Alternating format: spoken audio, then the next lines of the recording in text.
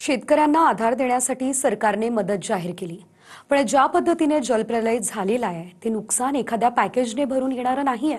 त्यामुळे ओला दुष्काळ जाहीर करा अशी मागणी शेतकऱ्यांसह सरकारचेच मंत्रीही करतायत। पाहूयात। कोणी नाही शेतकऱ्याला, शेतकऱ्याला कोणी नाही।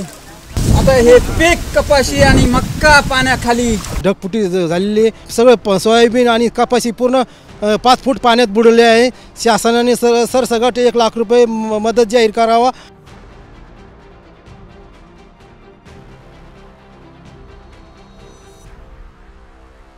ओला दुष्काळ जाहीर करावा अशी मागणी आम्ही कॅबिनेटमध्ये करणार आहोत। जेवढ्या पद्धतीची मदत आपल्या नियमांमध्ये आहे ती सगळी मदत आम्ही त्या ठिकाणी देऊ।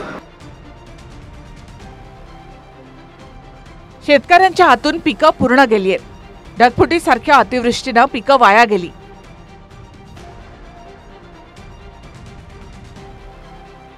पण शेतातली माती सुद्धा वाहून गेली।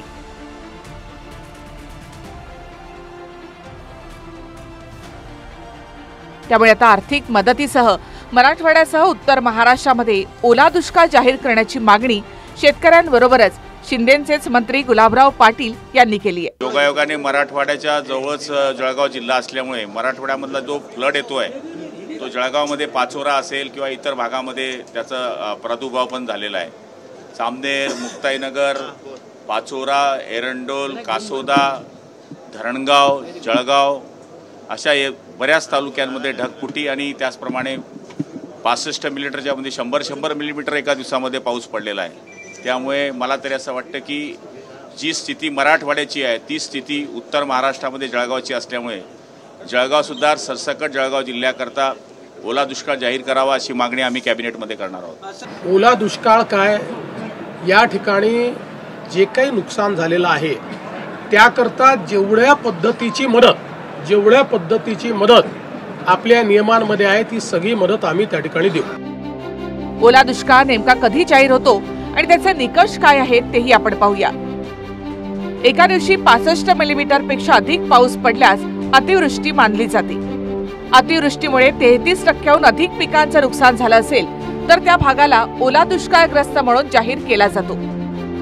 कालच बीड जिल्ह्यामध्ये 65.4 मिलीमीटर पावसाची नोंद झाली। अतिवृष्टीमुळे पिकं कुजतात, शेत जमिनीतील माती वाहून जाते। अशी परिस्थिती असल्यास ओला दुष्काळ जाहीर केला जातो।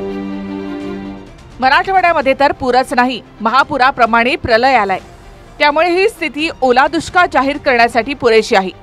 ओला दुष्काळ जाहीर झाल्यास शेतकऱ्यांना किमान पुढच्या हंगामापर्यंत दिलासा मिळतो। पीक कर्ज फेडण्यास मुदतवाढ मिळते। महसुली पाणीपट्टी, इतर टॅक्सची वसुली काही काळासाठी थांबवली जाते। चारा छावण्या, निवाऱ्याची सोय, अन्नधान्याची मदत दिली जाते।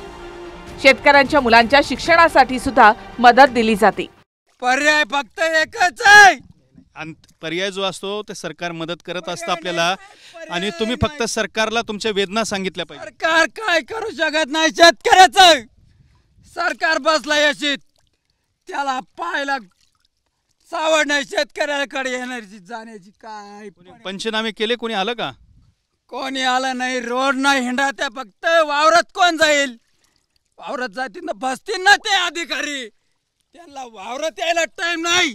ते फक्त रोड न पाहत्या पंचनामा करू म्हणत्या, कधी करते मेल्यावर। सध्या सरकारने आमचा पंचनामा त्वरित करून शासनाकडे जी हेक्टरी मदत आहे ती 1 लाख खात्या जवळपास द्यावी। ढगफुटी झालेली, सगळं सोयाबीन आणि कपाशी पूर्ण 5 फूट पाण्यात बुडले आहे। शासनाने सरसकट 1 लाख रुपये मदत जाहीर करावा। पूर्ण आमचं जनजीवन विस्कळीत झाले। आता इथनं पुढे जनावरला वैरण मिळावी म्हणलं 4 महिने जाणार आहेत। पण आता या हातातोंडाशी आलेला शेतकऱ्याचा जो घास आहे ह्या अवकाळी पावसानं सगळं काही हिरवून घेतलेलं आहे। फक्त एक विनंती आहे, शासनाने याच्याकडे लवकरात लवकर पंचनामे करून शेतकऱ्याला हवी ती मदत देण्यात यावी। सरकारनं पहिल्या टप्प्यामध्ये 2215 कोटींची मदत जाहीर केली आहे। याशिवाय अतिवृष्टीमुळे आतापर्यंत 8 जणांचा मृत्यू झालाय। अनेक जनावरं वाहून गेली आहेत। त्यासाठी वेगळी मदत मिळणार असून मदतीचे अधिकाऱ्यांना, जिल्हाधिकाऱ्यांना आदेश देण्यात आले। मृत्यू असेल किंवा दुर्दैवी घटना असतील त्याला मदत करण्याच्या संदर्भातले अधिकार हे जिल्हाधिकाऱ्यांच्या स्तरावर दिलेले आहेत। जनावरांचं जे नुकसान आहे त्या संदर्भातले अधिकारही आपण लोकल स्तरावर दिले आहेत. पुरामुळे जे काही घरांची हानी होते त्याचे अधिकार हे लोकल स्तरावर जिल्हाधिकाऱ्यांना आपण दिलेले आहेत. सर्वतोपरी मदत करण्याचं आश्वासन मुख्यमंत्र्यांनी दिलंय, पण शेतकऱ्यांच्या नजरा ओला दुष्काळाच्या घोषणेकडे आहेत. माढ्याहून संदीप शिंदे, करमाळ्याहून शीतम मोटे आणि रामनाथ ठाकरेंसह bureau report TV9 Marathi, Jalna.